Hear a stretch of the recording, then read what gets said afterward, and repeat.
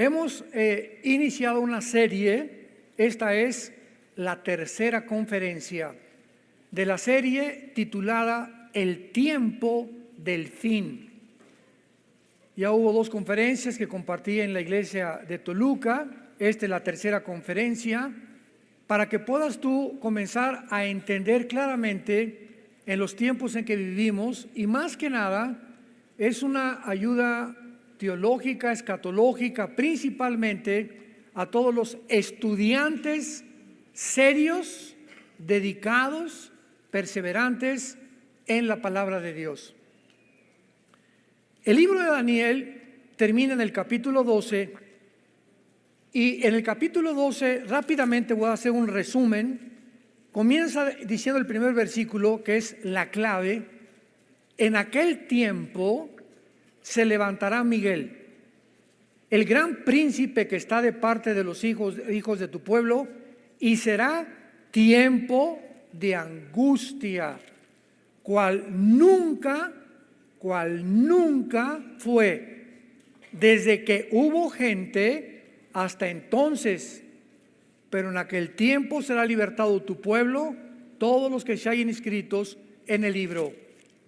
El capítulo 12, Daniel, después de compartir visiones en el capítulo 2, capítulo 7, capítulo 8, capítulo 10, capítulo 11 y culminando con el capítulo 12, él ha hablado durante todo el libro del tiempo final.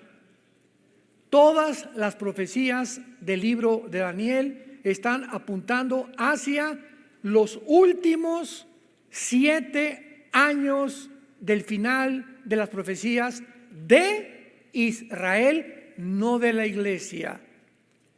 Porque hay un tiempo final para la iglesia y hay un tiempo final para Israel. Entonces, cuando la Biblia habla del último tiempo, los tiempos finales, los postreros días, tenemos que diferenciar y entender dentro del contexto a qué se está refiriendo el Espíritu Santo. Si es a los tiempos finales de la iglesia o es a los tiempos finales de Israel. Muy bien. El tiempo final para nosotros, la iglesia, termina con el arrebatamiento. En cuanto millones de personas desaparezcamos del mundo, en ese momento la iglesia desapareció y nos vamos al cielo. Mientras tanto pasan 7 años aquí en la tierra, que se llama la 70 semana de Daniel, o los últimos 7 años que Dios le dio a través del ángel a Daniel en el capítulo 9 del libro de Daniel. Entonces nosotros estamos en el cielo, donde Dios nos va a preparar y Dios va a condicionarnos y Dios va a poder seleccionarnos mientras estamos en el cielo y en la tierra pasan los 7 años de la tribulación. ¿Quiénes de nosotros vamos a gobernar en el milenio? Entonces va a ser una prueba tremenda. Allá arriba dice 2 Corintios 5 el apóstol Pablo que vamos a ser responsables de todo lo que hicimos mientras estábamos en el cuerpo.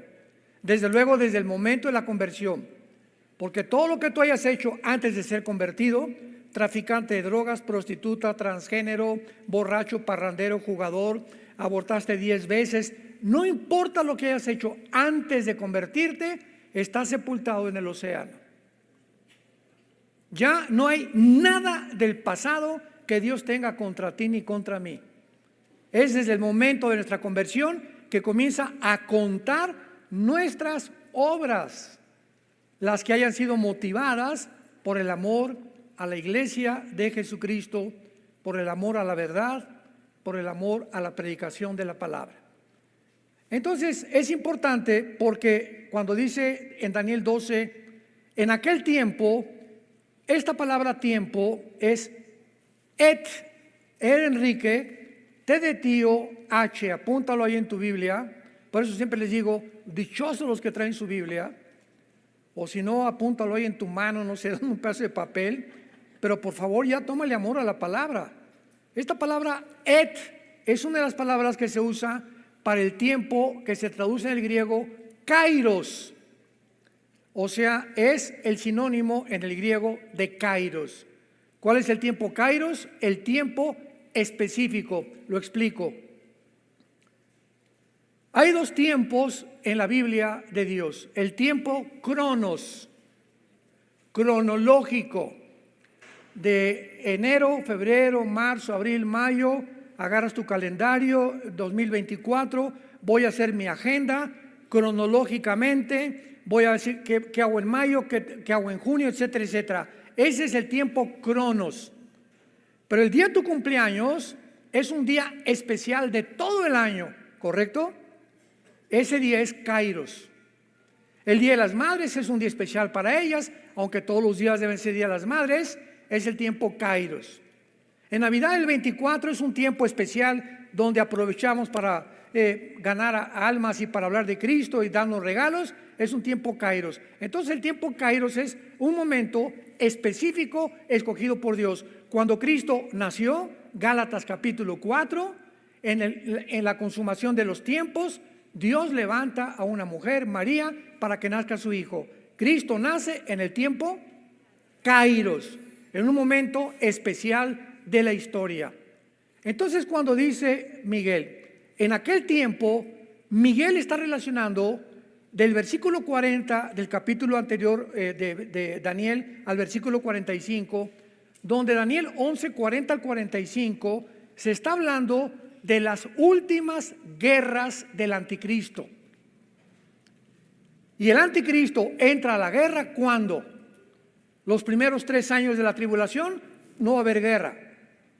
Va a ser un tiempo supuestamente de paz, va a firmar un tratado, les va a permitir a los judíos reconstruir el templo, pero exactamente cuando el anticristo entre al templo judío, al lugar santísimo, y ponga en el lugar santísimo para los judíos la abominación desoladora que Daniel menciona, que significa una imagen de él. No sé si va a ser de inteligencia artificial o va a ser un robot o va a ser algo que pueda manifestar y claramente que parezca que tiene vida, pero cuando él ponga esa imagen, desde ese momento comienza la persecución más cruel, más sanguinaria de toda la historia contra los judíos y contra el pueblo cristiano que en aquel tiempo se haya convertido durante la tribulación. Entonces, cuando dice Miguel, en aquel tiempo, está hablando exactamente de los últimos 3 años y medio de la tribulación. ¿Me van siguiendo? Muy bien. Ahora veamos algo importante antes de pasar a corroborar esto, que esta frase que se usa, en el libro de Daniel se usan 2 frases, por favor apúntenlas, estudiantes de escatología que les interesan las profecías bíblicas. Hay 2 frases en todo el tiempo de Daniel que se tradujeron el tiempo del fin o los postreros días. La primera es Ketz, con Q de queso, U, E de Enrique, T de tío, S de Samuel. Ketz, así como suena. Y después E de Enrique, T de tío, Et, que fue traducido el tiempo kairos o el tiempo del fin, o sea, un tiempo específico. Y la otra frase es Acharit Yom, tal como suena, Acharit con CH, Yom es con Y, que se traduce días muchas veces. Esto se tradujo como los postreros días. Muy bien, vayamos rápidamente al libro de Deuteronomio capítulo 4 y veamos en el versículo 30 que ya se había profetizado que Israel iba a atravesar en el futuro un tiempo de tribulación, o que se conoce también en Jeremías 30 como tiempo de angustia para Jacob. Dice Deuteronomio 4, versículo 30, cuando estuvieres en angustia, les dice Moisés, le está hablando al pueblo de Israel, y te alcanzaren todas estas cosas, observen, si en los Acharit Yom, si en los postreros días, O sea, si en el tiempo del fin para Israel, ¿cuándo es? En la gran tribulación. ¿Cuándo es los postreros días para Israel? En los 7 años finales de la tribulación, donde nosotros no vamos a estar. Si en ese tiempo de angustia, en los postreros días, te volvieres a Jehová tu Dios y oyeres su voz, porque Dios misericordioso es Jehová tu Dios, no te dejará, ni te destruirá, ni se olvidará del pacto que le juró a tus padres. Aquí hay una promesa para Israel, que hay muchos judíos durante los últimos días del mundo, de la gran tribulación, donde la iglesia ya no va a estar, y va a haber un avivamiento tremendo, y van a morir como mártires, de acuerdo a Apocalipsis 7, vio Juan a todos los mártires de la tribulación. Dios le dice a los judíos que todos los que se conviertan en la tribulación van a formar parte del reino milenial. Entonces no todos los judíos se van a salvar, como tampoco no todos los gentiles se van a salvar, solamente aquellos que hayan puesto su confianza en Jesucristo. Veamos esto en Isaías capítulo 26, que es otro pasaje que nos habla claramente acerca de esta promesa de Dios. Isaías 26, versículo 20 y 21. Anda, está hablándole a Israel. Anda, pueblo mío, entra en tus aposentos, cierra tras ti tus puertas, escóndete un poquito por un momento, en tanto que pasa la indignación. ¿Qué indignación está mencionando aquí Dios? Porque he aquí que Jehová sale de su lugar para castigar al morador de la tierra por su maldad. Escúchenlo, directores de las Naciones Unidas. Escúchenlo todos los políticos y todos los que en este tiempo ya están tomando partido, América o Chivas. Tú no te puedes poner la camiseta a la mitad, América y abajo Chivas. ¿Sabes una cosa? Tú tienes que decidir a qué equipo te colocas, o a qué equipo vas a seguir, o a qué amo vas a seguir. Y este es el tiempo impresionante que una película como esta del El Sonido de la Libertad haya causado tal conmoción en el mundo, que todos comienzan a preguntarse, las televisoras cristianas, todos los de la derecha, ¿verdad? Todos los que estamos del lado de la familia, de la ética, de la moral, de los mandamientos de Dios, de que estamos en contra de todo lo que no es más que dos géneros, y los que están en contra, y se están levantando compañías, te repito, como Disney, compañías de coches, compañías televisoras, de radio, partidos políticos. No pasen esa película, inmediatamente se colocan, ya se pusieron la camiseta. Estamos a favor de la pedofilia. Increíble. Jesús dijo: he venido a traer espada. Y nunca como ahora la humanidad está siendo dividida, donde ya nosotros claramente estamos viendo quién es quién por la forma que apoya a ciertas tendencias en el mundo actualmente. Y eso es lo que va a determinar tu futuro eterno. Anda, pueblo mío, entra en tus aposentos, escóndete mientras que pasa la indignación, porque Dios va a castigar al morador de la tierra por su maldad contra él. La tierra descubrirá la sangre derramada sobre ella, más de 15 millones, 20 millones de abortos. ¿Escuchaste? Más de 15, 20 millones de abortos. Se legalizó el aborto en 1973 por el Tribunal Supremo de Estados Unidos. Es impresionante que haya habido más muertos que en una guerra mundial de niños. Y sigue siendo el objeto de Satanás ahora, echar a perder a una criatura, traumar a una criatura, violar a un niño de 8, 5, 6 años de edad, como en la película, eran niños menores de 8 años. Y los venden como si fueran prostitutas, como si fueran mercado, como si fuera a 5 el kilo de aguayón. Impresionante. Y ves cómo los llevan, los guardan y cómo los convencen y se los arrebatan en los mercados y los están en la frontera, se los llevan y nadie vuelve a preguntar por ellos y están en el mercado del tráfico de niños humanos, vendiéndolos a pedófilos, a psicópatas, sociópatas, que van a tener su castigo en el infierno algún día, porque tienen que pagar por eso algún día. Esas personas ya no son humanos. Escucha esto, ya no son animales. Aquí estamos el humano, aquí está el animal. Nunca un animal viola a un bebé. Un perro nacido, un león, un leoncito, jamás. Estas personas han descendido un nivel más bajo que los animales. Ya no son animales, son monstruos. Es la palabra y el término que los puede definir, monstruos. Porque se han deshumanizado completamente.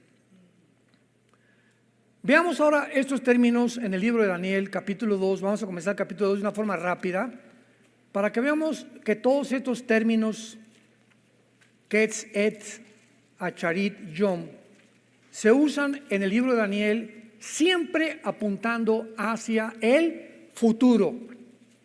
Dice Daniel 2, versículo 28. Aquí está Daniel hablándole al rey Nabucodonosor. Y le dice, pero hay un Dios en los cielos, el cual revela los misterios. Y Él ha hecho saber al rey Nabucodonosor lo que ha de acontecer en Acharit Yom, en los postreros días. Y aquí tu sueño y las visiones que has tenido en tu cama. Aquí Daniel le interpreta al Nabucodonosor y le dice, ese sueño que viste, una estatua, la cabeza de oro, el pecho y los brazos de plata, el vientre de bronce y las piernas de hierro y los pies de la estatua, mezclados con barro y con hierro, representan a los 4 imperios nada más. Desde hace 2600 años que se escribió Daniel hasta la segunda venida de Cristo, solamente bíblicamente habrá 4 imperios que van a gobernar el mundo. Y desde ese entonces fue Babilonia, que es la cabeza de oro, los medos y los persas, que es lo que representa el metal que sigue, y después el bronce, el imperio griego, que derrotó a los persas Alejandro el Magno, y de acuerdo a la historia, el cuarto fue Roma. Y Roma se representa con las 2 piernas porque Roma se divide. En el año más o menos 475, Roma se divide en el occidente y en el oriente. Se queda en el occidente Roma como capital y en el oriente se queda Constantinopla, que es Estambul o Turquía moderna. Y durante más o menos 1500 años, este imperio romano de alguna forma prevaleció en el oriente. Y vinieron los otomanos turcos, que durante casi 500 años gobernaron el mundo, ¿verdad? Bueno, no el mundo porque no controlaron todo el mundo, pero vencieron a Roma oriental y hasta 1923, después de la Primera Guerra Mundial, vinieron los ingleses, vencieron a los otomanos turcos y entonces los ingleses se apoderaron del Medio Oriente. De 1923 a 1945, que los judíos regresaron más o menos a su tierra en el 48, del 23 al 45, el Medio Oriente no era geográficamente como tú lo ves actualmente en un mapa, sino que llegaron los ingleses con algunos de Francia y dijeron, Jordania va a estar aquí, a Israel le vamos a tocar esta parcela, a Siria esta, a Egipto esto, el Medio Oriente lo arreglaron geográficamente los ingleses. Y todo fue preparado para que en el 48, 3 años después de la Segunda Guerra Mundial, regresara Israel como una nación independiente, soberana ante el mundo entero. Entonces Daniel le está interpretando esto, no me quiero profundizar, porque ya es otro tema, pero veamos ahora enseguida el versículo 45 del mismo capítulo 2 de Daniel.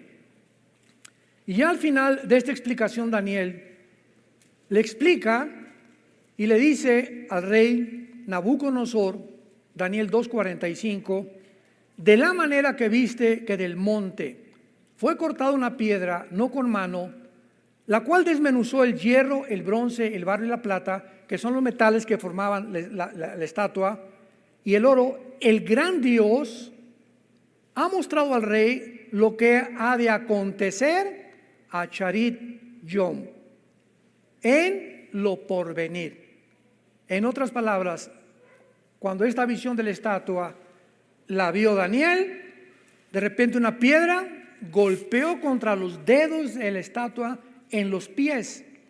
Y estos 10 dedos de la estatua que descienden de Roma, ¿quiénes son las dos piernas? El Imperio Romano. Pero el Imperio Romano tuvo el territorio de Europa, norte de África y el Medio Oriente, recuerdan.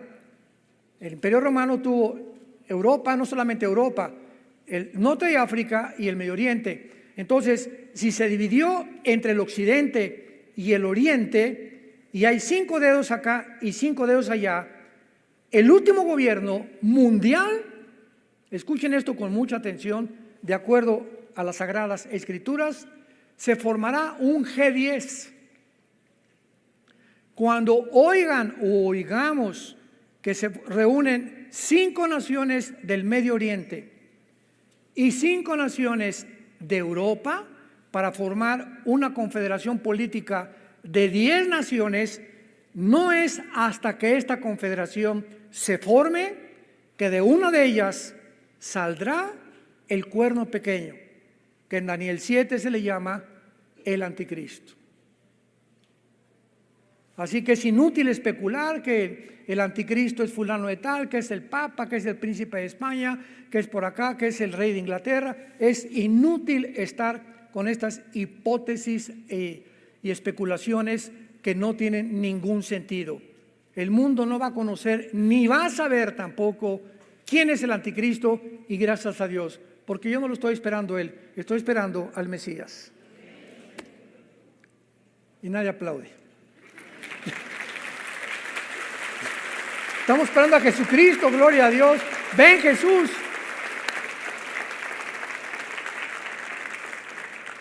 Así termina Apocalipsis 22, ven Jesús.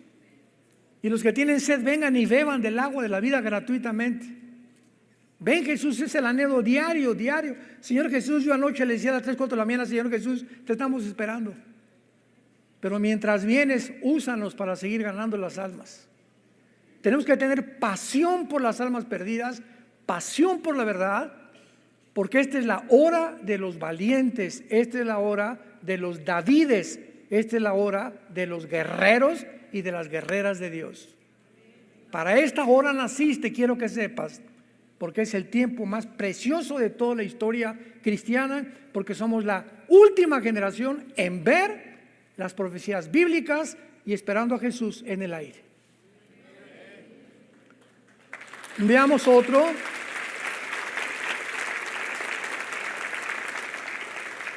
Daniel 8, versículo 17.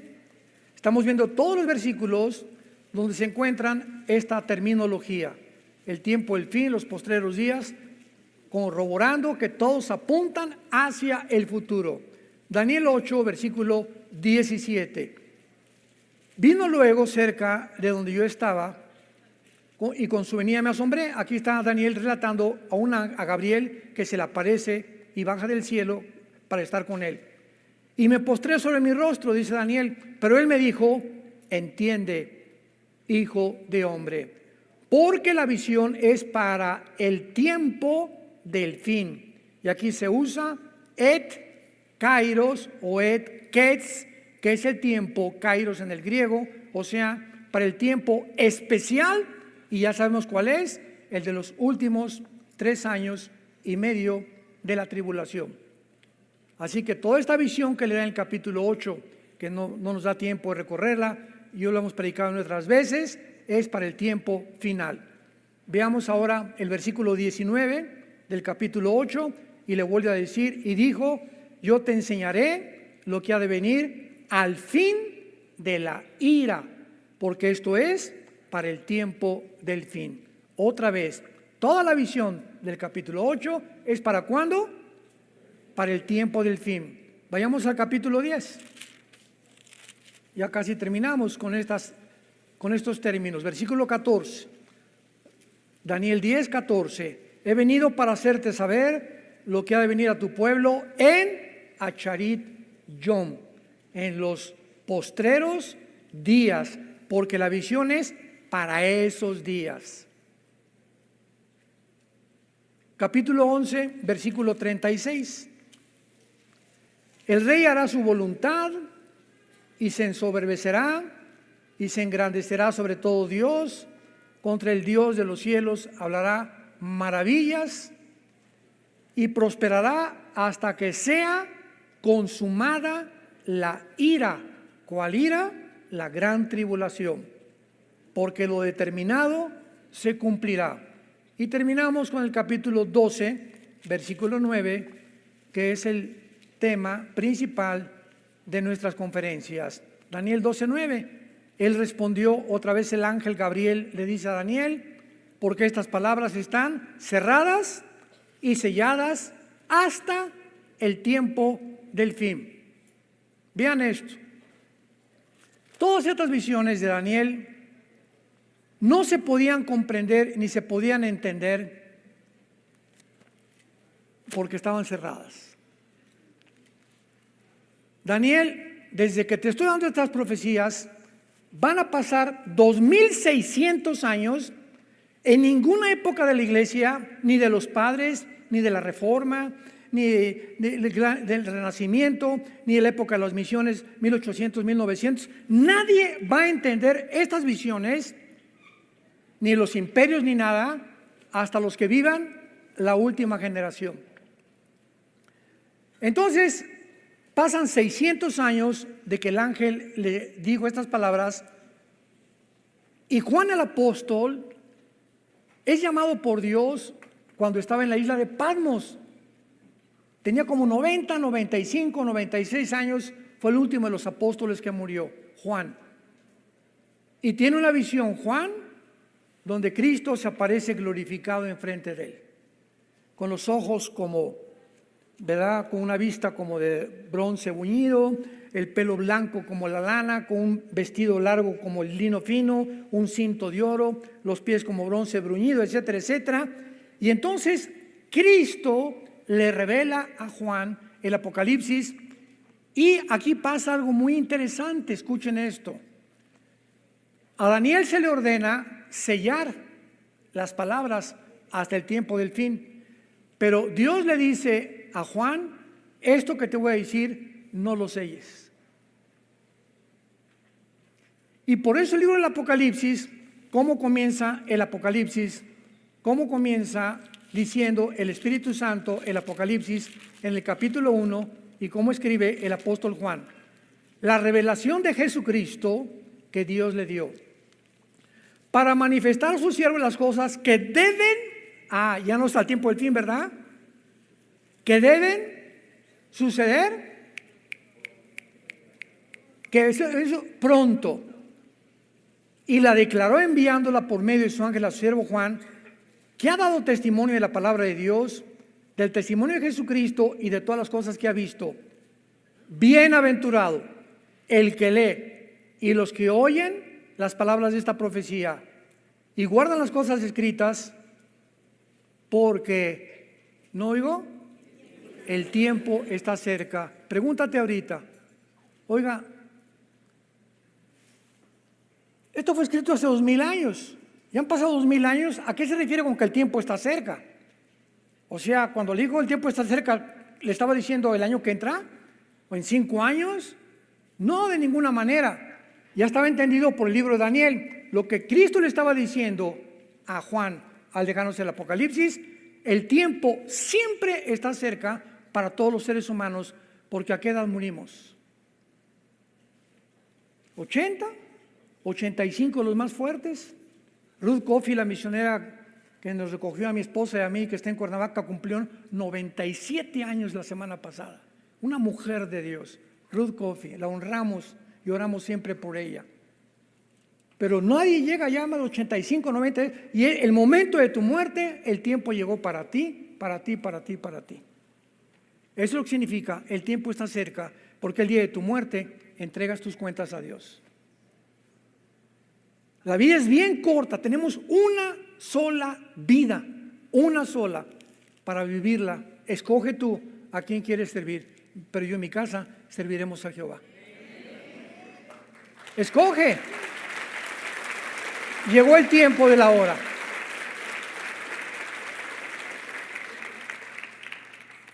Muy bien, ahora regresamos al libro de Daniel y veamos ahora todo lo relacionado con el tiempo de la gran tribulación, porque así termina el libro. En aquel tiempo está relacionándolo con los últimos 5 versículos del capítulo anterior, el ángel.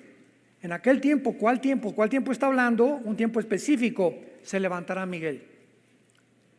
Es interesante cuando acomodamos lo espiritual sobre lo espiritual, precepto sobre precepto, escritura sobre escritura, y no tomamos una escritura de por acá y otra de por allá, armamos una doctrina con una y armamos una doctrina con otra, sino que tenemos el contexto y vemos qué dice Deuteronomio, qué dice Juan, qué dice Zacarías, qué dice Malaquías, qué dice Sofonías, qué dice Joel, y unimos las piezas y tenemos un rompecabezas armado.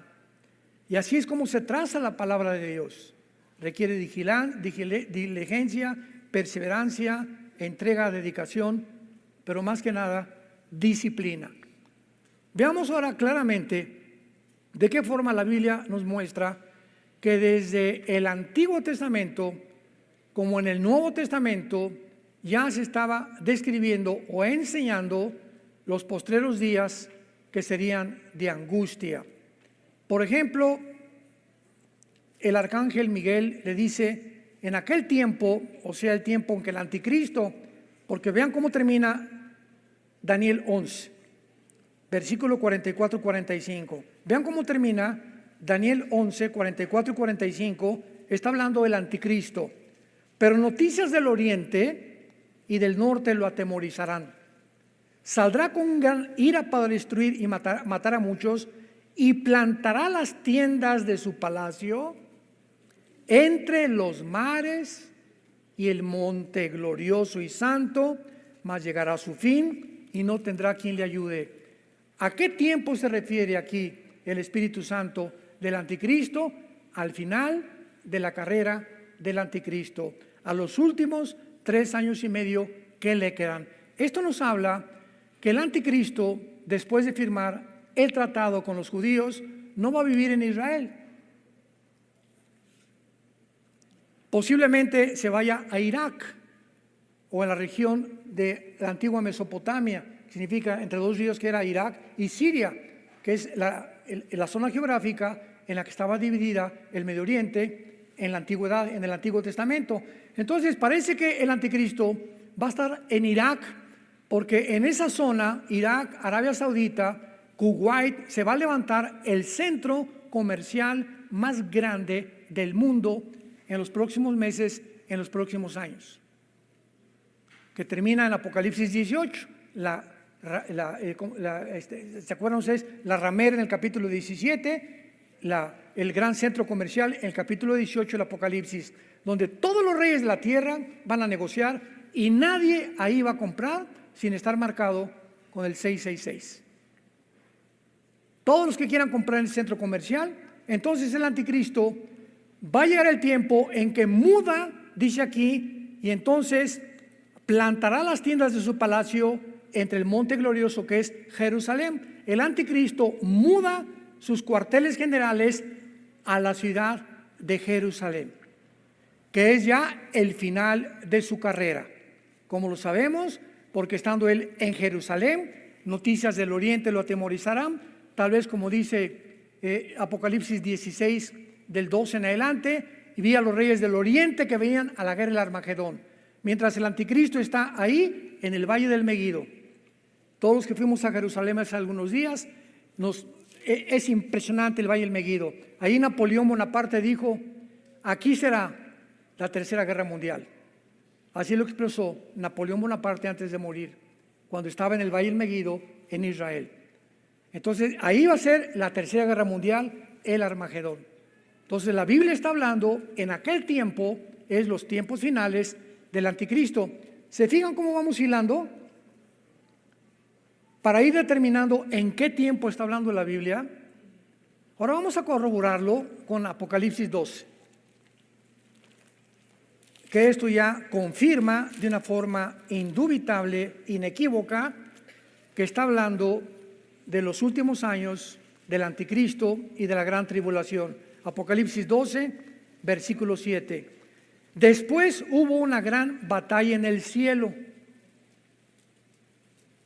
Miguel y sus ángeles luchaban contra el dragón, y luchaba el dragón y sus ángeles, mas no prevalecieron, ni se halló ya lugar para ellos en el cielo. ¿Por qué en Daniel 12 dice: y se levantó Miguel? Porque porque el arcángel Miguel está puesto como protector de la nación de Israel. Es el arcángel más grande de los ángeles de Dios, con el título y el rango más elevado, el que está encargado de proteger a Israel a través, desde que Abraham, Jacob, Isaac fundaron la nación. Y entonces vino Egipto primero, la primera opresión, después vino Asiria contra Israel, Babilonia, Medo-Persia, Grecia, Roma, y a través de todos estos imperios los judíos sobrevivieron. Desaparecieron todos los demás tribus que había, ¿verdad? Todos los que se levantaron a su alrededor, nadie sabe que están enterrados en las arenas del desierto. Son expulsados 2000 años los judíos, 70 años después de Cristo, por negar al Mesías, y son repartidos en todas las naciones. Y en 1948 es la primera civilización. Señores historiadores, señores sociólogos, señores geólogos, antropólogos que nos escuchan, nunca en la historia existe un pueblo que haya sobrevivido 2000 años y que hayan sido dispersados por todas las naciones y que lleguen a su nación y no se les haya olvidado su idioma, su cultura, sus tradiciones, ni su religión. Nosotros los mexicanos, nicaragüenses, guatemaltecos, pasamos al otro lado, y ¿cómo te llamas? Henry Ward. O sea, ya se nos olvida el español. O crecemos una cultura igual con los italianos, Yo me he encontrado cantidad, hay un señor Joe Paladino que lo conozco muy bien, que entrena a los motociclistas con motores Harley allá en Estados Unidos. Es un grande entrenador de motociclismo. Una vez le pregunté: ¿tú no hablas italiano? No, no hablo italiano. Y a todos que tengan así Capellini, Paladino, etcétera, etcétera, no hables, se les olvidó el italiano ya, se les olvidó el francés, pocos hablan alemán ya. La cultura siempre tiende a absorbernos.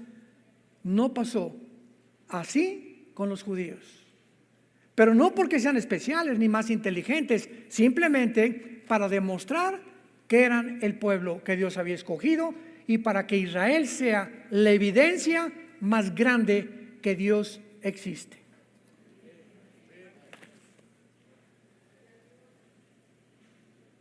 La nación de Israel es la evidencia más grande que Dios existe. Y no estoy diciendo Dios ama a los árabes igual que a los judíos. Dios ama a los palestinos igual que nosotros. Dios ama a los iraníes. Dios ama, porque no hay acepción de personas. Simplemente escoge un pueblo para que los ojos del mundo estén atentos a lo que está pasando y vean de qué manera nadie ha podido destruirlos. Llegan en el 48, al otro día los rodean y los quieren matar. Viene la guerra del 56, la guerra de 1967, junio, la guerra de los 6 días de 1967, donde 5 naciones árabes dirigidas por Nasser, el expresidente de Egipto, se reúnen para extirpar, aniquilar destruir al pueblo judío y echarlo para siempre al mar Mediterráneo. En la ley de las probabilidades, ustedes que les gustan las matemáticas, en la ley de las probabilidades, era 12 a la 15ª potencia las probabilidades que tenían de salir vivos de la guerra de los 6 días. ¿Qué estoy diciendo para hacer una comparación? Ahorita somos aproximadamente como 2,000 personas aquí, que nos rodee un ejército de 50,000 soldados. Y aquí tenemos 50 rifles. No estamos rodeados 50,000 soldados, pues vamos a rendirnos. ¿Qué probabilidad tenemos de salir vivos? Ninguna. Ninguna. Eran las probabilidades que tenían los judíos de sobrevivir. ¿Qué pasó? Hay un Dios en los cielos que yo los he escogido para que el mundo sepan que yo enloquezco la sabiduría de los sabios. Y no es con ejército, ni con caballo, ni con fusil, es con mi espíritu, dice el Señor, para que la gloria sea a Él. ¿Se dan cuenta?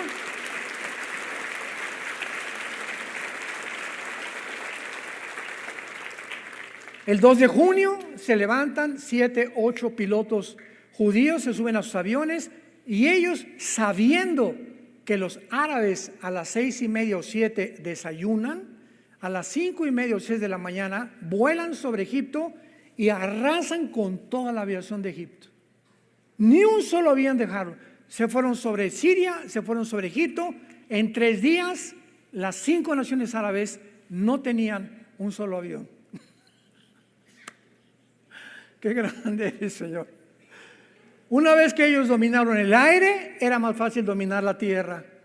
Bueno, a los 6 días nada más duró la tierra, estaban en la península del Sinaí, reconquistaron la ciudad de Jerusalén y tomaron las colinas del Golán y la franja de Gaza y el banco oriental que es Cisjordania, en menos de 6 días. Adivinen por qué terminó en 6 días. Porque el séptimo tenían que descansar. Parecía una ironía, ¿no? Bueno. Y porque el arcángel Miguel está de parte de ellos. Y va a llegar el final en la gran tribulación, donde después hubo una gran batalla en el cielo. Y está hablando del tiempo del arcángel Miguel de Daniel 12:1. Es la misma batalla. Se levantó el arcángel Miguel, el que está de parte de los hijos de Israel, y fue tiempo de angustia. Es el tiempo que estamos viendo en Apocalipsis 12. Pero no prevalecieron, ni se halló lugar para ellos en el cielo. O sea, en la gran tribulación va a haber una batalla para decidir quién se viene a la tierra. Y entonces es derrotado Satanás y sus ángeles, y Satanás, Lucifer y sus ángeles y sus demonios, en los últimos 3 años y medio de la semana 70 de Daniel, de la gran tribulación, son arrojados a la tierra. Si ahorita hay maldad y él está todavía por ahí reguileteando en el aire arriba de nosotros, imagínense cuando esté aquí ya abajo con sus ángeles caídos, que segurísimo van a tomar forma humana y van a creer que son extraterrestres. Tal vez, me imagino que puede haber, porque ahorita está una obsesión con los ovnis, y no saben ni siquiera qué hay detrás del movimiento ovni, que son materializaciones de la energía satánica. Son ángeles preparando el camino para que cuando venga el anticristo con los milagros, van a creer que son extraterrestres, porque los milagros que van a hacer no los puede hacer ningún ser humano, pues se vienen sobre la tierra. Y lo explica aquí el versículo 12 de Apocalipsis, versículo 9. Y fue lanzado fuera el gran dragón. Hasta la segunda parte de la tribulación será lanzado del cielo. Ya Satanás no tendrá acceso al cielo. Todavía tiene acceso al cielo. Por eso dice primera de Juan: si hemos pecado, abogado tenemos para con el Padre, a Jesucristo el justo. Porque el cielo es un tribunal. Aquí está Dios en su trono, aquí está el acusador como en un juicio, y aquí está el abogado defensor. El acusador es el diablo. La palabra Diablo significa acusador. Satanás significa enemigo. Su nombre no es acusador ni enemigo, su nombre es Lucifer. Entonces tú pecas y viene Satanás acusándote. Ve a Paquito lo que hizo antier, y esto y el otro, y ya viste lo que hizo Carmelita, y ya viste que se fue con otra mujer, y ya viste que están fornicando y está viendo películas pornográficas. Y en ese momento Cristo, dice Hebreos, que vive para interceder por nosotros, no puede hacer nada.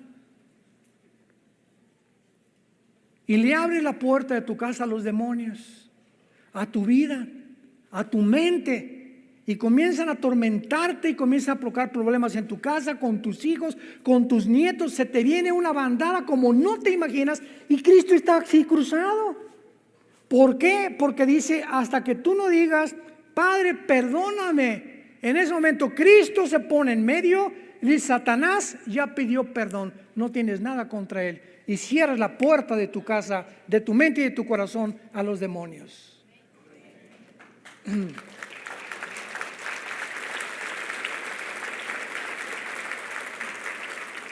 Hermanos, ¿han entendido ustedes la guerra espiritual ya? En la que estamos enfrascados. Ten cuidado cuando pecas. El que esconde sus pecados no prosperará. Si tú escondes lo que tú has hecho y no lo has confesado ni te has arrepentido, no puedes prosperar y Dios no puede meter las manos de lo que te pase. Mas el que los confiesa y se aparta, alcanza misericordia. Dice primera Samuel capítulo 5, a muchos hombres esconden sus pecados y a otros se les descubren después, porque no pueden quedar ocultas las malas obras ante aquel ante cuyos ojos estamos abiertos y desnudos delante del Padre. A Dios nadie se puede burlar de él. Y si los confiesas, la sangre de Cristo nos limpia de todo pecado. ¿Por qué la corta vida? ¿Por qué, escúchame? ¿Por qué la corta vida que tenemos la vas a vivir miserable? Por estar escondiendo este pecado y creyendo que te va a ir mejor, robando, defraudando, fornicando, viendo películas, etcétera, etcétera, engañando a tu prójimo. ¿Por qué crees que te va a ir bien? No te puede ir bien. Tus pecados te alcanzarán, dice el Señor, tarde o temprano cae el hacha del juicio sobre la raíz de los árboles. Juan el Bautista dijo, el hacha ya está puesta, todo árbol que no da fruto será cortado. Y si así tienes ya 3, 4, 6 meses, no es cierto que eres cristiano. No es cierto que eres cristiano. Te llamas, pero realmente en tu vida hay pecado no confesado. ¿Por qué? Porque el Espíritu Santo no está operando la convicción que Él trae a una vida que realmente es honesta delante de Dios. Señor, la regué la leche anoche, le grité a mi esposa, ya forniqué con mi novio, ya Señor perdóname, desde mañana si cerca que Pepito le voy a tumbar los dientes y me comienza a acariciar, voy a abandonar a la mujer que ando con ella en adulterio, voy a rezar con mi esposa y con mis hijos. Tenemos la oportunidad mientras vivimos del perdón de la sangre de Cristo. ¿Por qué habríamos de escoger vivir como miserables cuando la vida ya nos da demasiados problemas para vivir?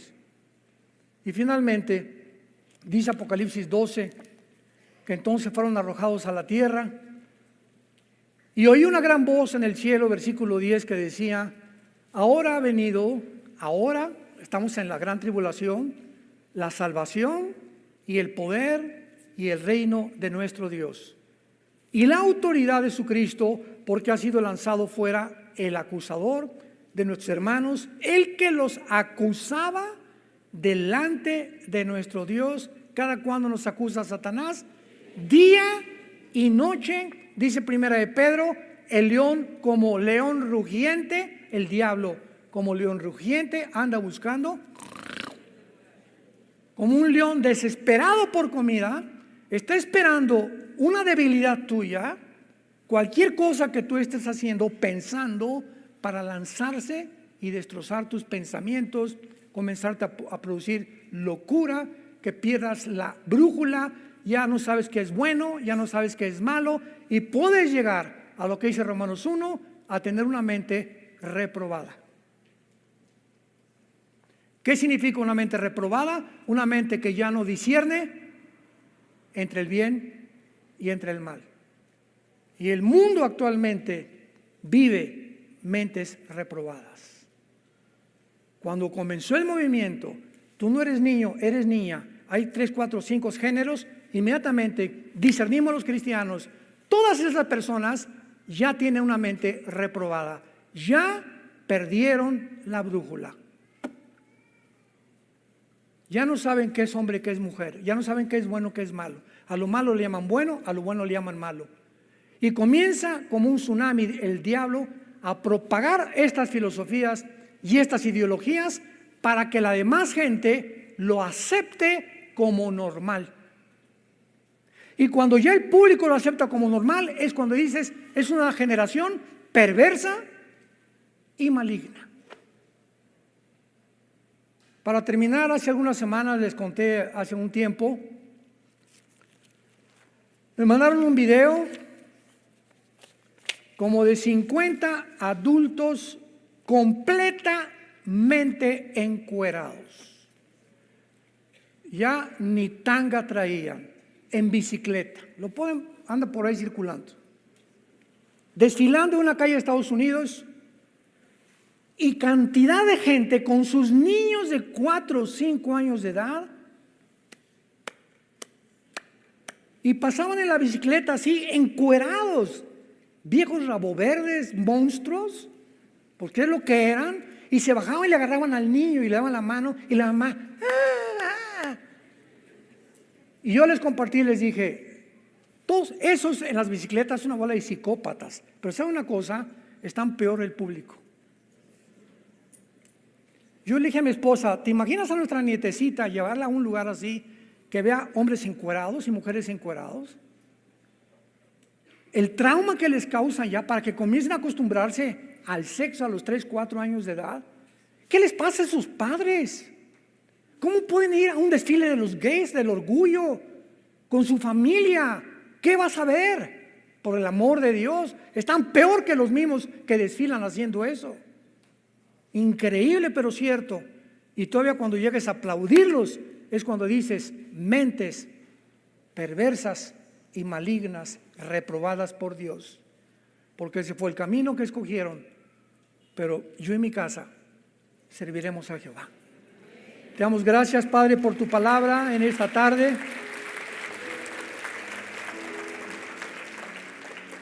Gracias, Dios y Padre de Jesucristo, que fue crucificado, enterrado y resucitado a los 3 días. Y el cual está sentado a la diestra del Padre en las alturas, viviendo actualmente para interceder por nosotros, para defendernos de las acusaciones, para cuidarnos, protegernos con sus ángeles que día y noche acampan alrededor de los que le temen. Riquezas, honra y vida son la remuneración de la humildad y el temor de Jehová. Gracias, Señor, por tan grande salvación. Es la hora de levantarnos, de despertar ante el mundo que nos rodea, que se está pudriendo a nuestro alrededor. Ya huele a basura donde quiera que volteamos. La humanidad como loca y millones de personas aprobando las cosas que son ya en contra de la misma lógica, en contra de la misma razón, en contra de la misma ciencia, en contra de la misma biología. El mundo enloquecido. Es un mundo desarticulado, es un mundo rebelde, por lo cual tú tienes que juzgarlo en los 7 años de la tribulación. En esta tarde Dios te da la oportunidad que vengas a la cruz. Ustedes que nos ven por la televisión, te da el Dios la oportunidad de arrepentirte de tus pecados y que le digas estas palabras con todo tu corazón. Señor, perdona mi vida, perdona mis pecados. Creo que en la cruz tu Hijo pagó por ellos con su sangre, que a los 3 días resucitó de los muertos, por lo cual te pido, porque creo que vives, Señor Jesús, que entres a mi vida en este instante como mi Señor y Salvador.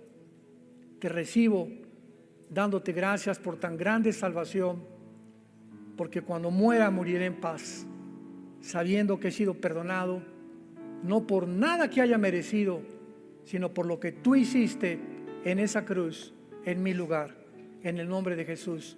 Amén.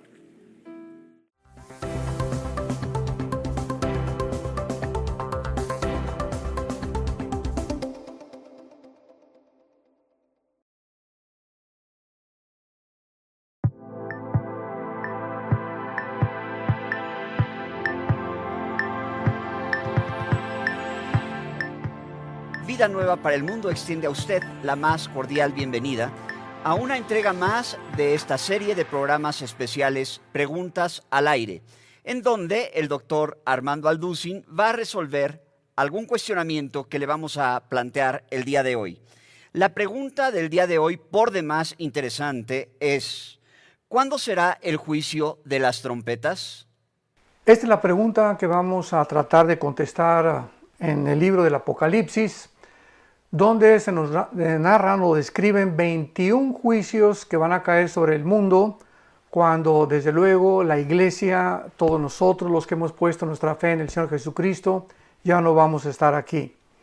Estos 21 juicios están divididos en 7 lugares, y estos 7 lugares aparentemente queremos tratar de colocarlos dentro de los 7 años de la tribulación, que son los 7 sellos, las 7 trompetas y las 7 copas.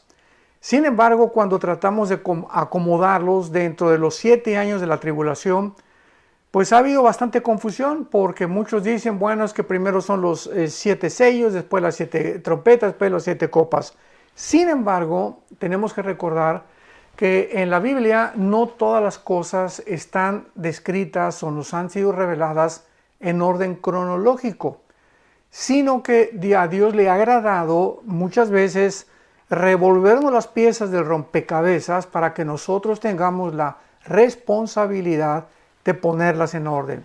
Entonces, cuando oímos que los 7 sellos, como ya lo vimos anteriormente en otro estudio, cubren los 7 años de la tribulación, y lo podemos demostrar porque el 6º sello claramente nos habla de que vienen cosas catastróficas sobre el mundo, y donde la ira de Dios ya se descarga sobre el mundo, y la ira de Dios claramente, tanto en el Antiguo como en el Nuevo Testamento, se encuentra en los últimos 3 años de la tribulación.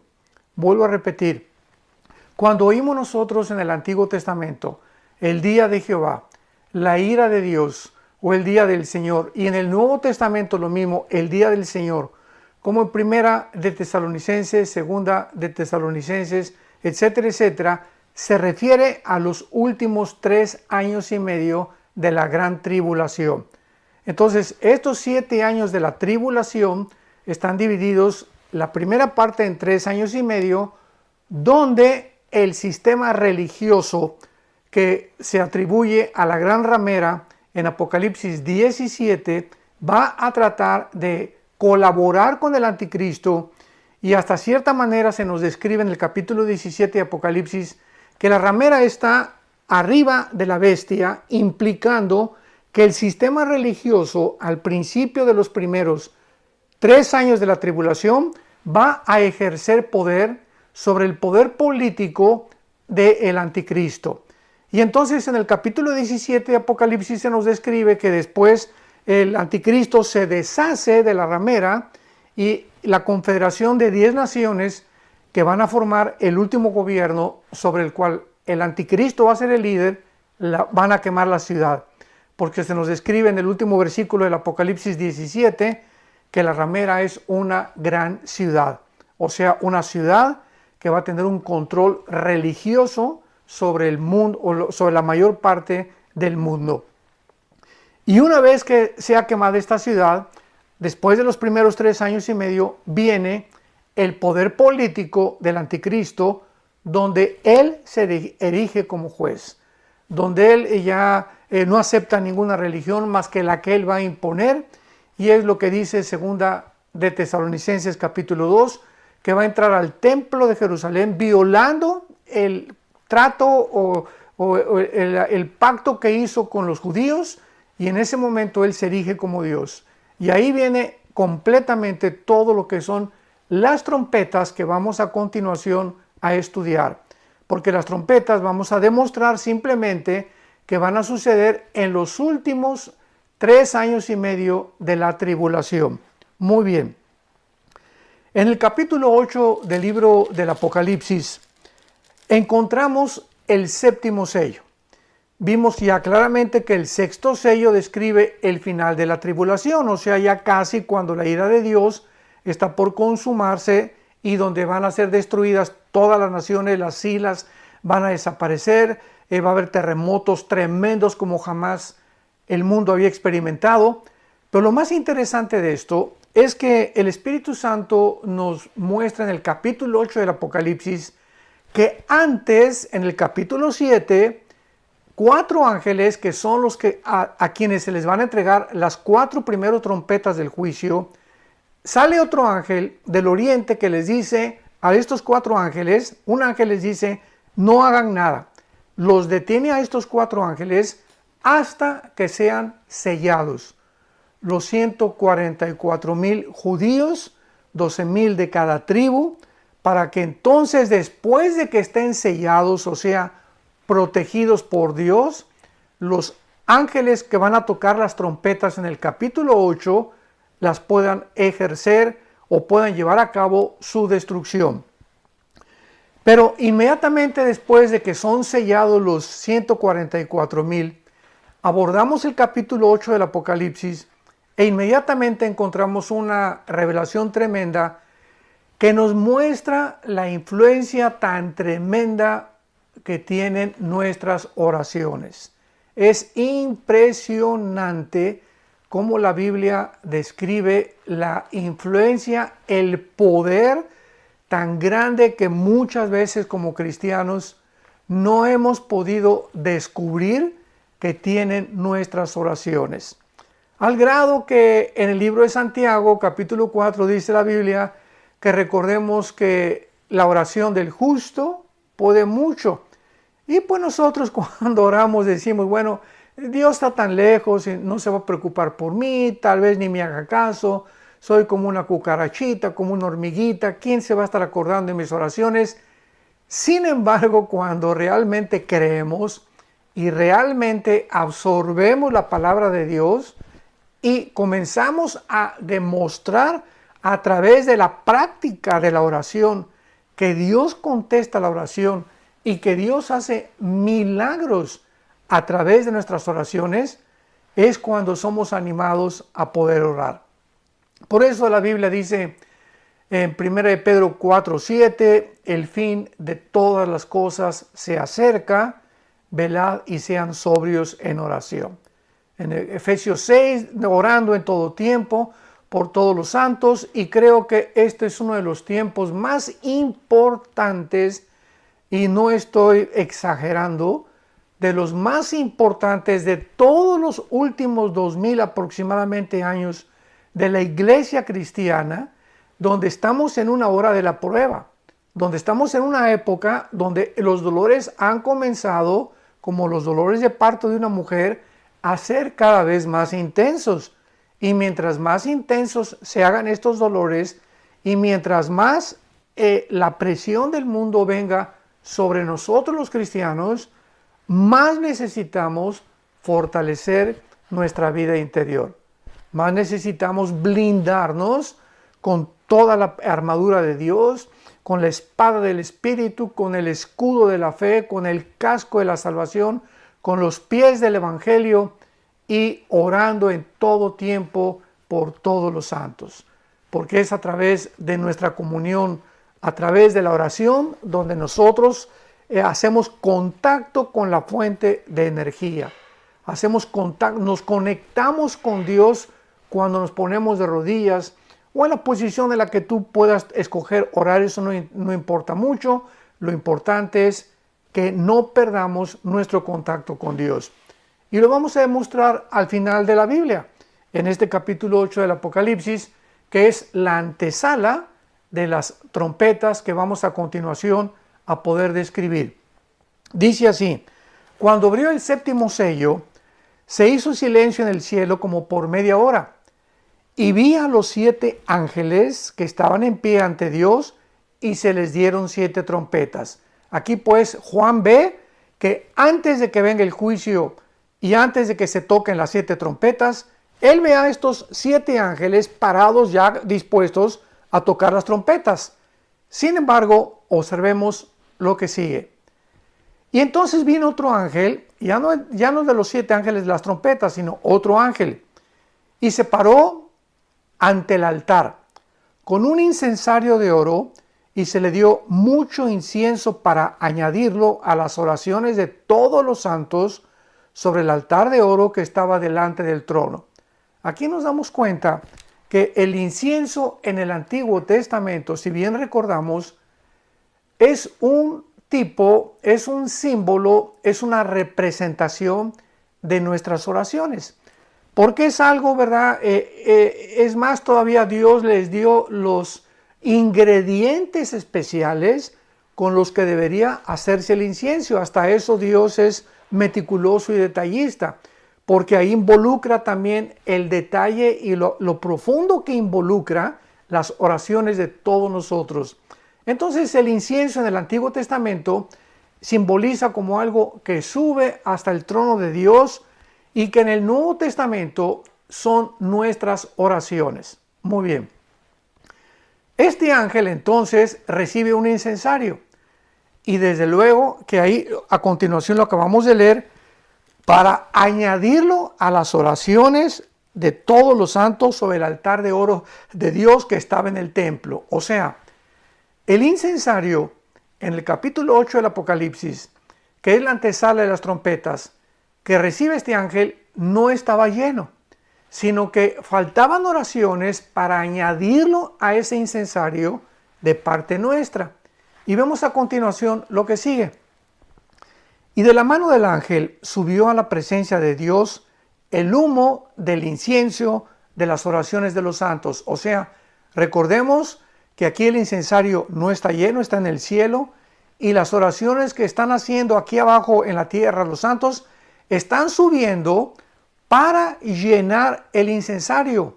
O sea, viene un tiempo cuando nuestras oraciones van a tener un final, y cuando ya Dios no va a escuchar ninguna oración, porque el tiempo del juicio vino. Entonces es maravilloso que nos demos cuenta que antes de los últimos años de la tribulación, Dios continúa teniendo misericordia y gracia, porque ya finalmente, ya al final no va a haber absolutamente nada. Vemos después de los 1000 años el juicio, el gran trono blanco, donde todos van a estar parados delante de Dios, y se acabó la gracia, se acabó la misericordia, se acabó el favor de Dios. Entonces, dice la Biblia, de la mano del ángel subió a la presencia de Dios el humo del incensario con las oraciones de los santos. Y el ángel tomó el incensario, observemos lo que pasa, y lo llenó de fuego del altar. O sea, el incensario lo mezcló con el fuego del altar. Esto significa, porque ya vimos, las oraciones son del incienso, que están guardadas en un incensario simbólicamente en el cielo, y el fuego implica el juicio de Dios. Entonces se mezcla el fuego con las oraciones de los santos, y dice la Biblia, y lo arrojó a la tierra. O sea, en el momento que el fuego se une con las oraciones, dice la Biblia, el ángel agarró el incensario, todo esto es simbólico, y lo vertió para que cayera todas estas oraciones, o sea, simbólicamente, para que las oraciones de los santos fueran contestadas, mezcladas con el juicio de Dios. Y dice así, y hubo truenos, y voces, y relámpagos, y un terremoto. Y una vez que el ángel nos simboliza aquí con esta escena maravillosa que nuestras oraciones van a ser contestadas, implica que las oraciones que estamos haciendo nosotros aquí en la tierra, de alguna manera están acelerando el juicio de Dios. Mientras nosotros oramos, le estamos diciendo a Dios, cada día que oramos, Señor, ya termina con esto. Ya ven por favor por nosotros, que tu gracia, que tu justicia, que tu paz se establezca en la tierra.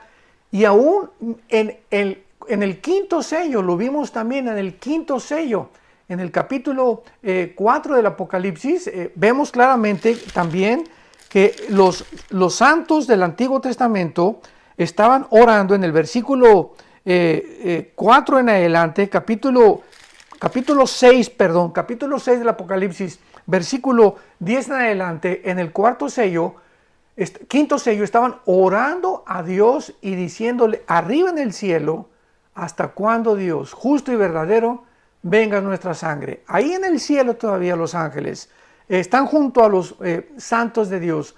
Ahí en el cielo están los ancianos de Dios, los líderes del juicio y del trono de Dios, los sabios del universo, junto a los santos, y los santos están diciendo a Dios, ya allá en el cielo, los que ya murieron como mártires, Señor, apúrate, ya que el juicio caiga sobre el mundo. Y esto es lo que sucede antes de las 7 trompetas. Santos de Dios, cuando comencé yo a entender estas cosas, de qué manera nuestras oraciones tienen el poder, porque Dios en su soberanía ha determinado todas las cosas, lo sabemos, y Dios ha establecido una hora, un día, una semana, un mes, un año, para las cosas que van a suceder. Así como Cristo vino en el tiempo exacto de Dios, así Dios ha determinado un programa cronológicamente en el cielo, donde cada cosa que Él ha determinado va a suceder.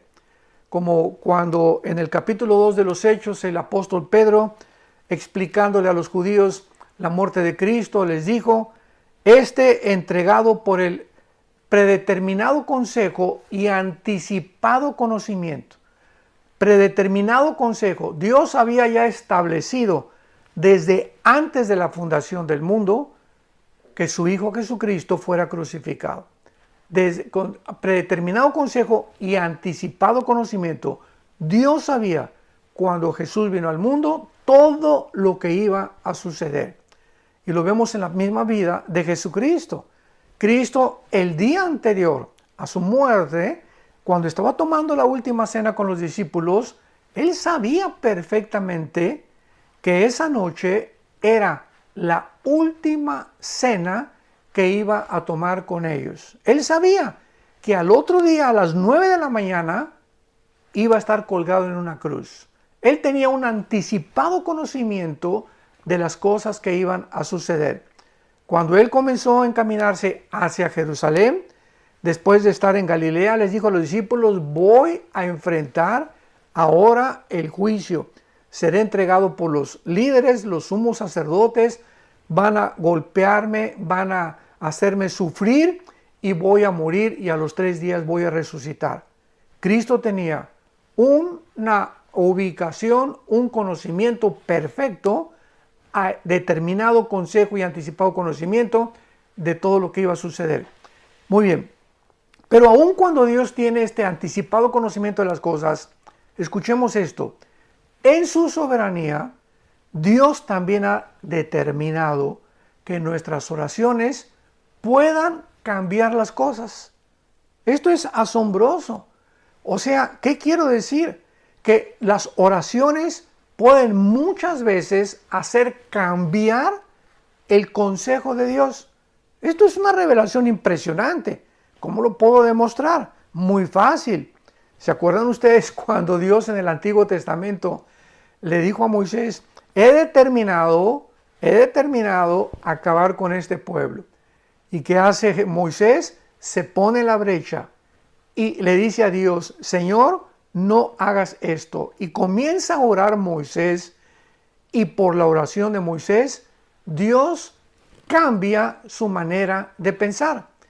Y esto es precisamente lo que significa cuando encontramos en el Antiguo Testamento, y Dios se arrepintió, y Dios se arrepintió. Y más adelante dice el libro de los Números, mas Dios no es hombre que se arrepienta como los hombres. O sea, cuando oímos esta frase, y Dios se arrepintió, ¿qué quiere decir? Ahora lo entendemos. La palabra shuv, S-C-H-W-B grande, shuv, como suena en el hebreo, es la palabra que se tradujo en el Nuevo Testamento metanoia y que se tradujo al español arrepentimiento. Entonces la palabra shuv en el Antiguo Testamento significa volverse, regresar a. ¿Qué es lo que significa el arrepentimiento? Vas en un camino, te arrepientes y cambias tu manera de pensar y regresas y te vuelves a Dios. Porque el verdadero arrepentimiento no solamente es ya no voy a dejar a fumar, ya no voy a tomar, ya no voy a ver pornografía, sino que aparte de dejar esas cosas, nos regresamos hacia Dios y reconocemos que sin Él no vamos a poder continuar viviendo la vida cristiana.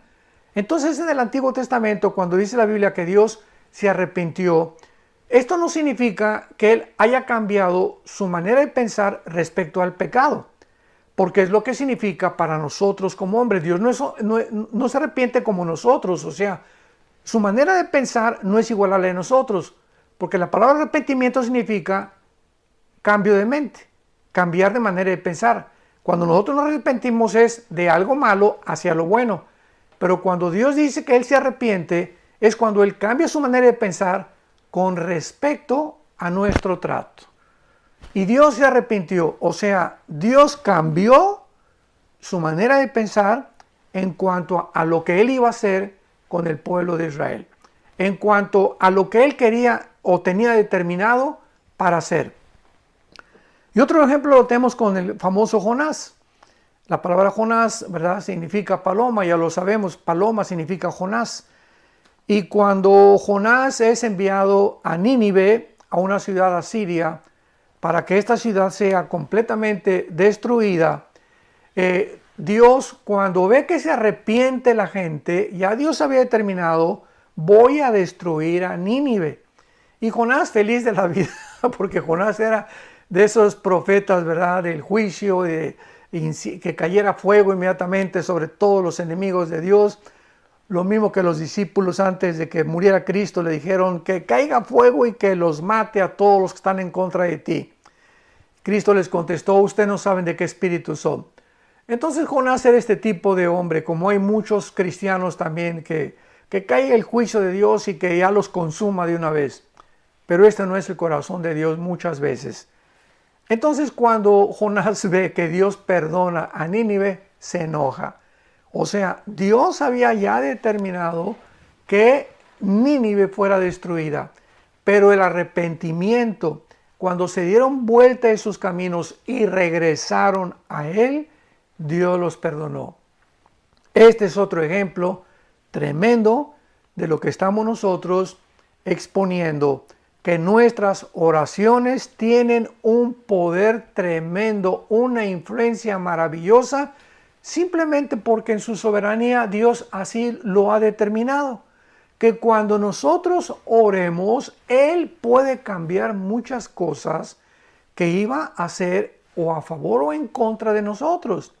Por ejemplo, Dios ha dicho, bueno, a Pepe ya voy a determinar hacer esto y esto porque sigue con su pornografía, ¿verdad? Me lo voy a llevar a casa, porque Dios se lleva a muchos cristianos antes de tiempo a casa. Y entonces Pepe se arrepiente. ¿Qué hace Dios? Cambia Dios su manera de pensar y entonces le prolonga la misericordia a Pepe y le agrega más años de vida porque Pepe se arrepintió de su pecado. Entonces, esto es lo que el Apocalipsis quiere nosotros enseñarnos y todo este trasfondo lo tuve que poder explicar para que cuando nos introduzcamos en el libro del Apocalipsis podamos comprender la mente de Dios. ¿Por qué hace Dios lo que hace? ¿Por qué estos juicios tan terribles? Porque llega un momento en que ya el ser humano está tan depravado, tan degenerado, tan endurecido, El otro día yo estaba escuchando que lo que está pasando ahorita actualmente en el mundo con el famoso coronavirus y la pandemia, etcétera, etcétera, que ahora ya quieren hasta que usemos gogles. O sea, a ratito nos van a querer vestir de astronautas, que dice que para protegernos de esto. Yo estaba pensando dentro de mi corazón realmente, lo que se encuentra detrás de toda esta orquestación siniestra es mucha maldad. Hay mucha maldad detrás de todo lo que está pasando. O sea, yo le comenté a mi esposa el otro día, nos quieren matar, están prohibiendo medicinas que pueden sanar a las personas, inmediatamente las sacan del internet. O sea, hay algo detrás siniestro, y lo único que pude concluir es peor maldad que la de los nazis. Hay personas en el siglo XXI que no tienen alma, que ya han perdido su alma, que lo único que les interesa es enriquecerse, tener poder político, tener influencia sobre los demás y ver a todos los seres humanos como una bola de esclavos, exactamente como en las antiguas películas de ficción. Entonces, esta es la razón por la cual esta maldad que se profetizó en la Biblia, Mateo 24:12, por haberse multiplicado la maldad, el amor se enfriará. 2 Timoteo capítulo 3, porque vendrán tiempos peligrosos, Pablo, le dice el Espíritu Santo, hombres amadores de sí mismos, vanagloriosos, orgullosos, sin afecto natural, sin ningún sentimiento por los demás. 1 Timoteo 4, porque el Espíritu dice que muchos apostatarán de la fe, escuchando espíritus engañadores, con doctrinas, con barbaridades, herejías que vendrán contra la palabra de Dios y para alejarnos del camino. Estamos en tiempos peligrosos en los que hace 2000 años el Espíritu Santo le dijo a Pablo, y estos tiempos están por culminarse, y que el libro del Apocalipsis nos los describe. Y entonces vienen las trompetas, donde el primer ángel, capítulo 8 del Apocalipsis, versículo 7, toca la trompeta, y de una forma resumida, el primer ángel toca la trompeta y se quema la tercera parte de toda la hierba verde del mundo. Todos los árboles y todo lo que es verde se quema. La segunda trompeta, versículo 8, se toca la trompeta y la tercera parte del mar, la tercera parte de los barcos, la tercera parte de toda aquella vida que existía en el mar es completamente destruida. La tercera parte se convierte en sangre. Hace algunos días, finalmente, mi esposo y yo estuvimos en una playa cercana y nos impresionó la cantidad del famoso sargazo, que son como algas marinas descompuestas, y pues no pudimos entrar a nadar. Todo estaba lleno de sargazo y están tratando de juntarlo y todo. Y yo me acerqué y el olor era nauseabundo, era un olor terrible. Bueno, ¿qué cosa es esto?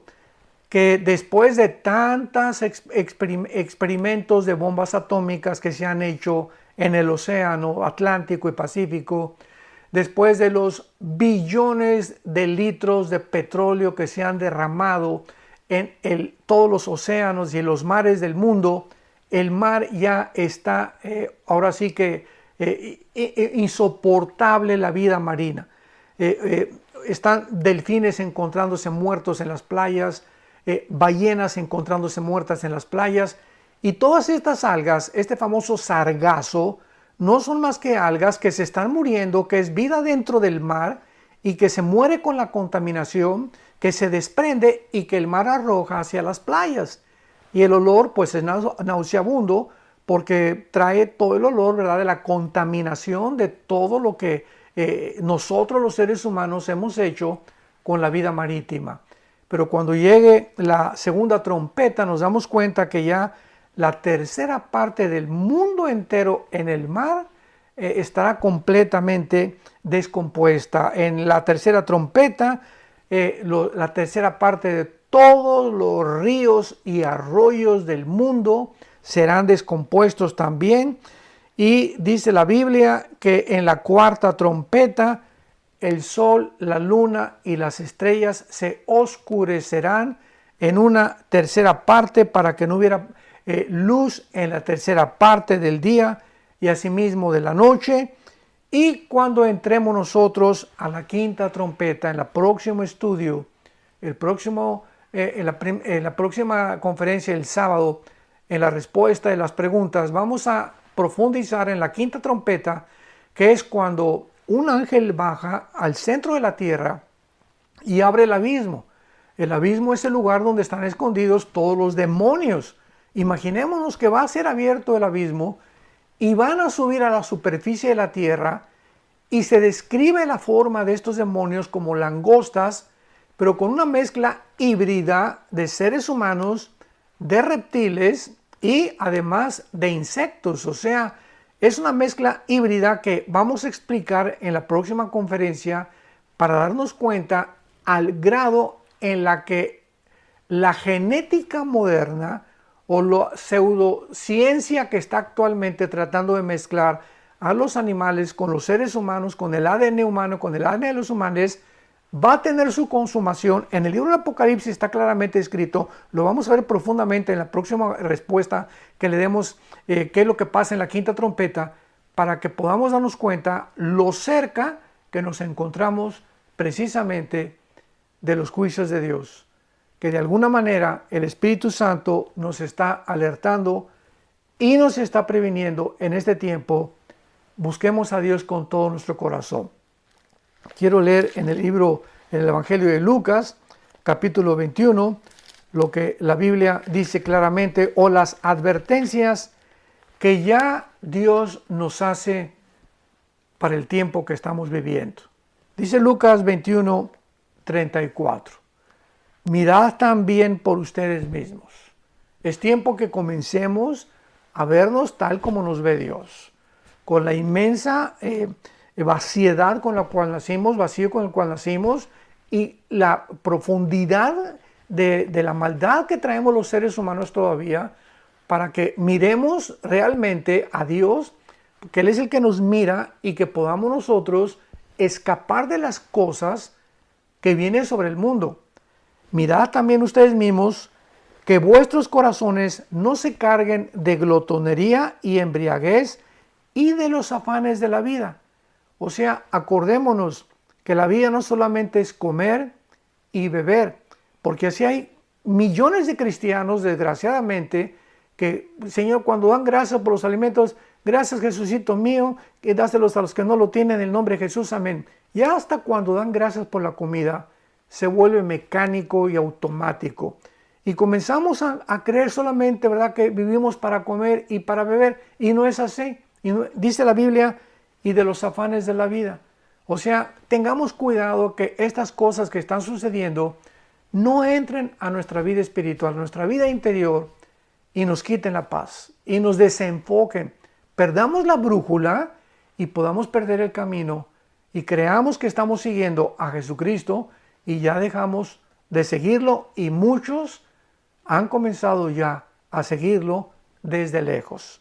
Así fue como Pedro cayó en el pecado de negar a Cristo, cuando lo comenzó a seguir de lejos. Y finalmente dice la Biblia, y venga de repente sobre vosotros aquel día. ¿Cuál es aquel día? El tiempo que estamos estudiando en el Apocalipsis, que caerá sobre el mundo.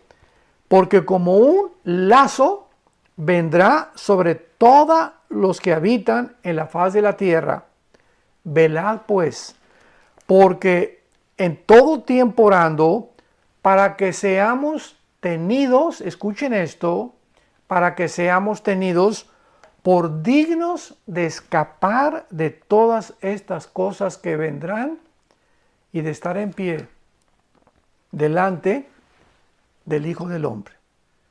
Para que Dios nos tome como dignos de sacarnos de este mundo y de las cosas que vendrán.